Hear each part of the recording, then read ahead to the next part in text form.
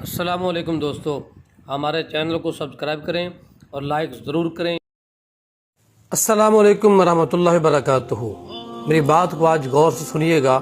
کہتے ہیں کہ جب عورت مر جاتی ہے، فوت ہو جاتی ہے، اس کو اچھی طرح غسل دے کر کفن پہنایا جاتا ہے، اور یہ کہا جاتا ہے کہ اس کو پردہ ایسے طریقے سے کرایا جائے کہ کسی غیر محرم کی نظر نگاہ اس عورت کے چہرے پر نہ پڑے، عورت کا چہرہ نہیں دکھایا جاتا۔